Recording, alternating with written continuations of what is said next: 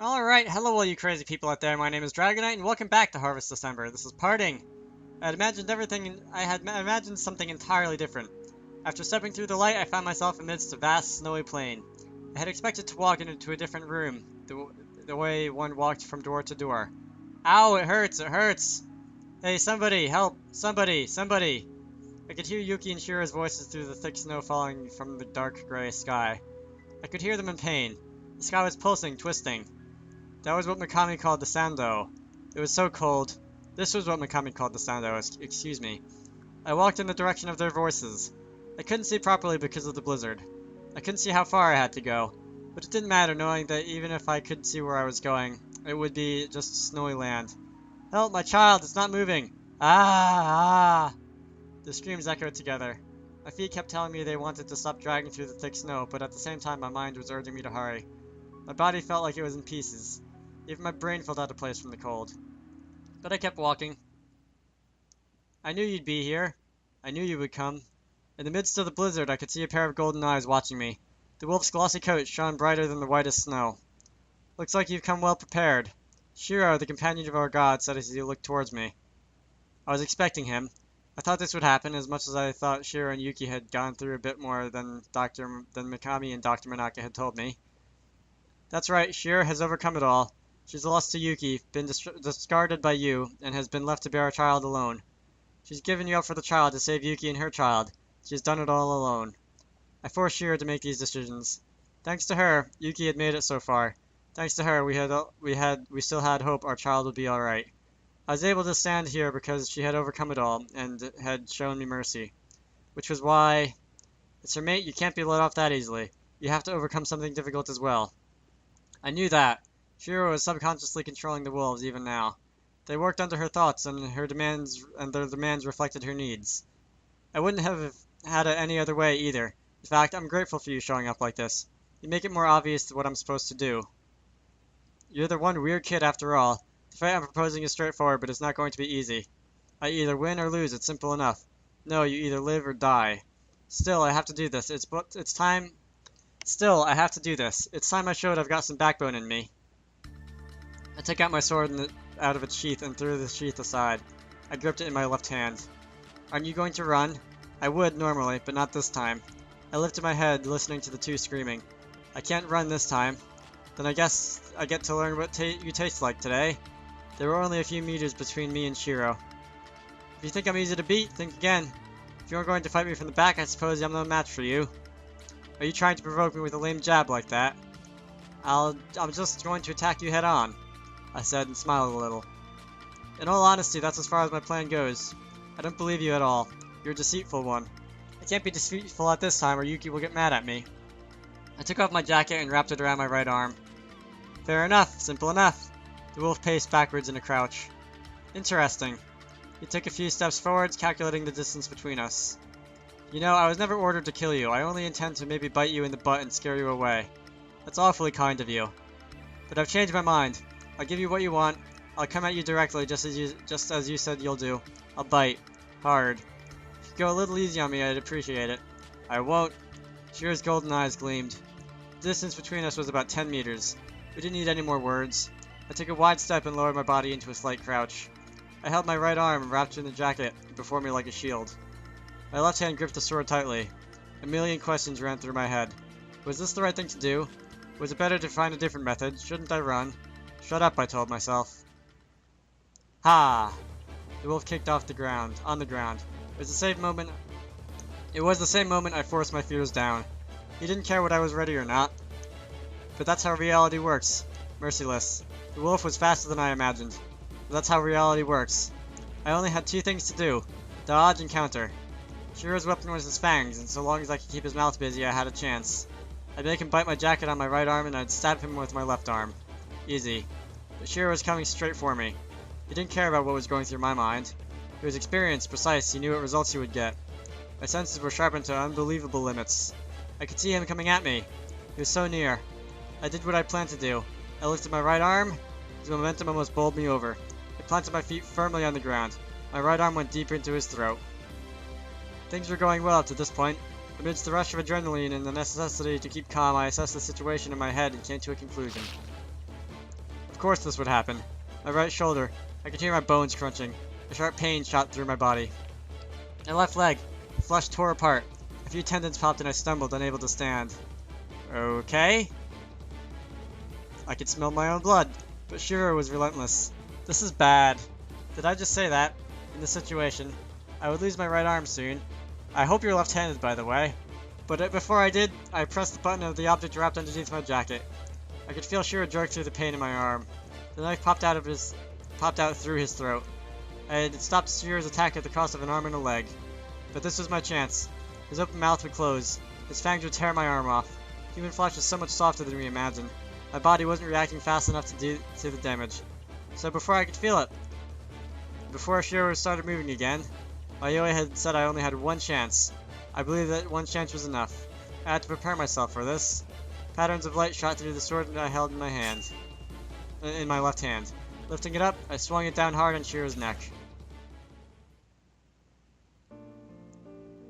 Well done, Shiro gurgled as I pulled my right arm out of his mouth. You're alive. I thought I had you there. I thought I'd take you in your arm. He replied lazily from my feet. I took out my spray can Mayoi had given me and pressed a switch with my thumb. Translucent gel shot out of the nozzle covering my wounds, stopping the bleeding. It was a close call. Thanks to you, it's going to take at least half a year to get my head stuck back on properly. Sorry about that. You don't look sorry at all. Shiro chortled as he lay on the ground. I looked down. He was lying in a patch of red snow. His head was barely connected to his torso, just like my right arm. I never thought that Shakashima God could create something so powerful. I'm glad it wasn't powerful enough to kill you, though. If I had died, I could have made you suffer through the guilt the rest of your life. I was lucky then. I smiled, and the wolf grinned back. Don't you have any regrets? About my arm? I tried to move my fingers on my right hand. I managed to move my thumb a little. I tried to wear my jacket again, but it was hard with just one arm. So I clipped the button around my neck without threading my arms through the sleeves. I looked like I was wearing a cloak. It's awfully high price to pay for what you want. I don't know what I'm going to get. I don't even know if I'm going to get what I want. So you mean you could lose an arm for nothing if things don't work out? Yeah, so wish me luck. I stepped over Shiro to continue my walk through the snowy plains. The blizzard soon obstructed my view and I couldn't see them anymore. What about Shiro? I could hear his voice calling out. I almost stopped in my tracks. Yuki wasn't the only one having a child. Shiro was in labor too. What could I do for Shiro? I couldn't think of anything. But that was inevitable that I would face her. I trudged on, the sound of my feet crushing the crisp snow, the only companion to my ears.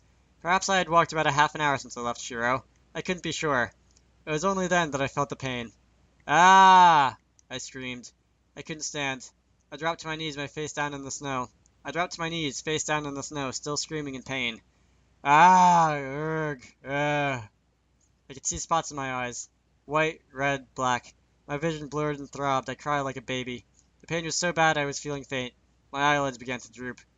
I was trying to escape the pain by sleeping. Perhaps it was a survival instinct. In civilization, the clever thing to do was to assess my damage and wait for help. But I was alone here. The cold bit into my wounds. My blood froze, my skin burnt, and the scars began to itch. I had let go of the sword without even realizing. Then through a clouded mind, I began to scratch my scars, and I screamed again. I had scratched off the gel that was stopping me from bleeding to death.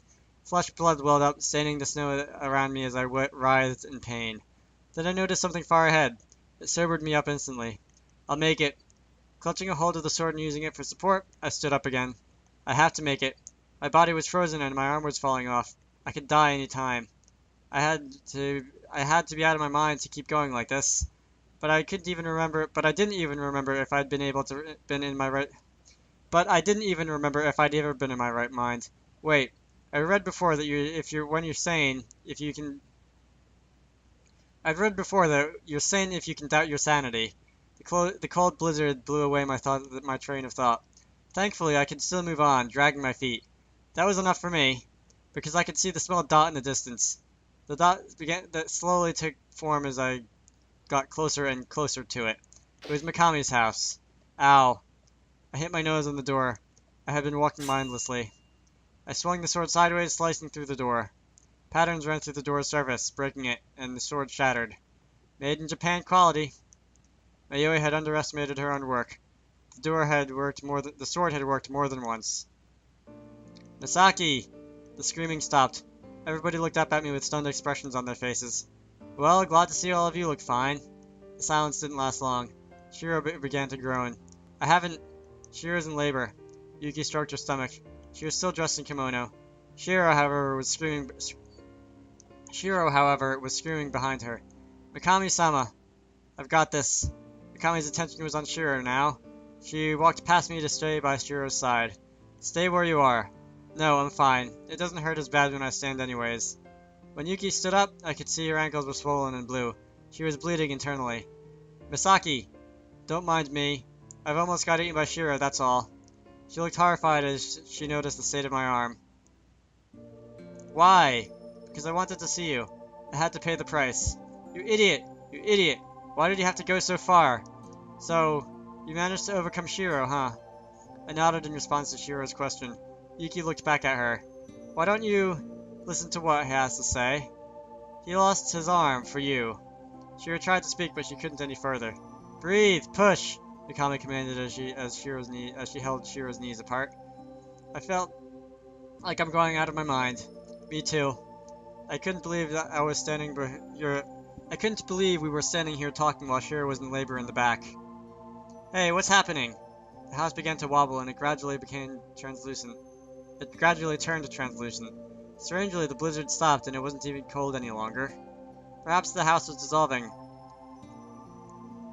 Excuse me. Perhaps the house was dissolving, knowing that once Shiro's child was born, it would have served its purpose. What did you come here for? Yuki looked directly at me, demanding, not demeaning.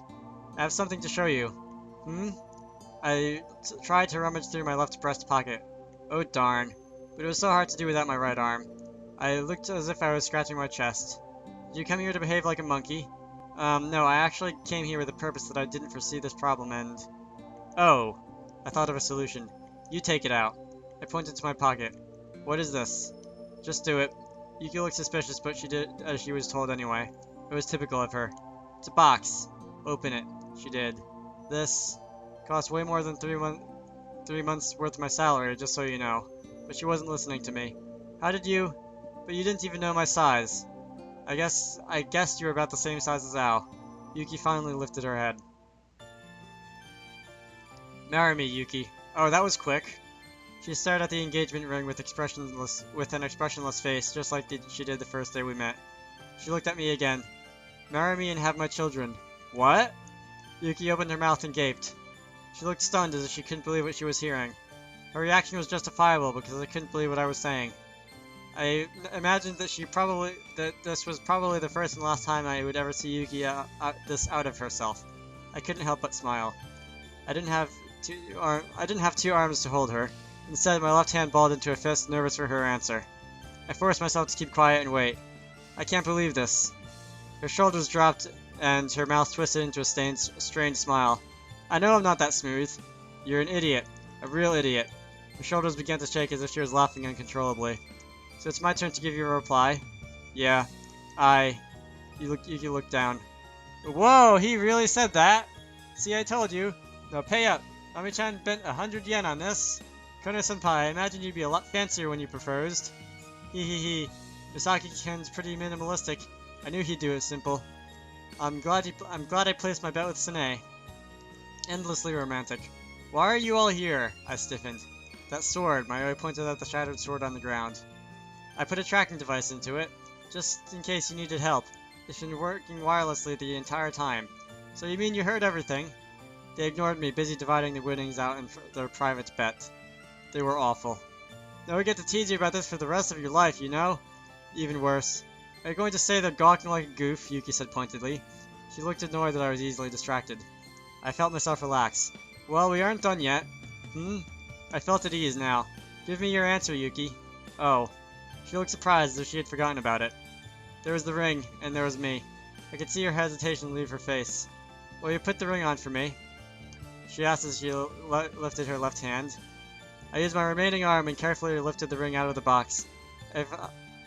I wasn't used to using my left hand. Okay, so he is right-handed. And it felt so clumsy. But I couldn't afford losing my left arm. If Shiro had taken away my left arm, I probably would have died from bleeding because of the way the arteries ran through my heart. Oh. Alright, that's a good point, I guess. I didn't know that. My left hand was surprisingly steady. I slid the ring onto Yuki's left ring finger. Everybody watched in silence. They all looked happy. Your scarf is too long. It took a moment for Yuki to realize what she was talking about. I was trying to knit the child some clothes, but before I knew it, it turned out that way. Next time I'll make something shorter. We could use it like this. I picked up the end of the scarf dangling by my legs. Oh, you're cold. I wrapped it around her neck. There. It's just right now. They're sharing a scarf? For real? I never thought I'd see such cheesiness in this age and time. Ugh, I can't watch too much. I ignored them all, but didn't care. I never thought you'd do something this embarrassing, Yuki said as she buried her face in the scarf, clasping it with both her hands. Oh. She let go of it. The baby. She slid her palms across her stomach. I can tell. It's taking the form of a child. But I thought it was already to be... But I thought it was already to be ready... Already ready to be born. It's calm now. It's probably stable now that you've regained the connection with the father. We'll have to do a checkup, Dr. Manaka said as she studied Yuki's stomach closely. Are you sure you're alright? Touch it. Yuki guided my hands toward the swell of her belly. It had been over a month since I felt her stomach. It was larger, heavier, firmer. I could feel the child pressing out against my palm. It was alive. It was warm. And I could feel the hard metal of Yuki's ring pressed against my hand too. I wondered when it's going to be born. And then our attention was drawn to a different voice. Shiro's baby. We could hear it crying. It's a girl. The snow had stopped falling. Tagami was wiping the child down with a cloth. We could see her pink skin peek out from the towels as she moved. The baby kept crying. Its voice echoed around us, surrounding us with wonder. Alright. Wow. Mizuho reacted first. She's arrived! And then everybody else ran towards her. Hey, all of you, quiet down. She's just... Shiro lifted a hand, silencing everybody. Let me hold her, Shiro asked. Tagami pressed the crying child over to her gently. Shiro cradled her in her arms. Oh. Everything felt so complete. The child closed her eyes and it rested its head against Shiro's breast. Rested its cheek against Shiro's breast. My baby! It's my baby! Shiro pressed the cheek against the child and smiled. It's our baby. Yeah. I nodded without doubt. Can I touch her? Of course, she's yours too. But I know. Shiro smiled, forgiving me. She looked benevolent. All forgiving. She looked like a mother. At least she has a father. That is enough for me. I got down on my knees and brushed my hand against the child's cheek. She was like a little heart. I could feel her heartbeat drumming from every inch of her. Give her a name. Me? Come on, that's the least you can do for her. I'll buy a baby name book right away. Shouldn't you decide on it instinctively? No, this is important. I have to think about it carefully. Alright, I'll wait in anticipation then. Sine? Huh? Me? Sine looked around, surprised that Shiro called her name. Your leg. I'm sorry about that. It was my fault. Oh. Oh yeah. Sine nodded. That's okay, some things fall into place because of it, she said as she turned around to glance behind. Shiro knew who she was looking at. I see. Kohai! What? You've decided to live your life with Sine, have you? Yes, I have. No matter what happens. Yes. Really. Sine's face contorted in pain and she dropped to her knees. Her crutches fell to the ground. Sine! Shiro's eyes were shimmering gold as she stared down at Sine. Even if I do this! My leg! It's healed. Sine stood up with both her legs. Even her scars were gone. I knew she was going to do that. You still won't change your mind. Nothing's going to change my mind about Sine, even if you fix her leg. Very good. Masaki! I don't need it. I don't understand. I'm saying you don't need to fix my arm. Why? Shiro looked surprised, but she didn't look as if she doubted my decision. It's the price I had to pay to win Yuki back. Then I hesitated. Should I say it? Besides, I need to keep the proof that I'll do anything for her. I said it right away. I said anyway. I said what? I said it anyway. Alright. Please, acknowledge that. Alright. I'll accept your arm and my daughter's name from you. Are you guys done? So everything's settled? Let's go home. So abruptly? Shut up. We have to wrap things together somehow. We've got so much to celebrate about. And we don't even have time till New Year. But, what are we going back to?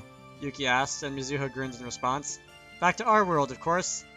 I thought I had heard that somewhere before. I also thought it sounded fitting. Yeah. We all had a place to go back to. We had overcome it all.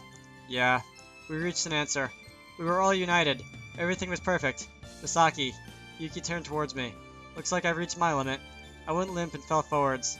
But there were hands to catch me, so it was alright. I wanted to shout in joy. But unfortunately, I passed out. Nice. I woke up to a familiar face. Hey, are you making it a habit to ride in an ambulance on New Year? The self-proclaimed beautiful doctor had said as she gave me a fed-up look. You know how frustrating it is to get an emergency call when I'm just about to have a New Year's feast? I'm sorry. All I could do was apologize. I did say I wanted to see you again, but not in an ambulance. I'm sorry. We fell silent for a while.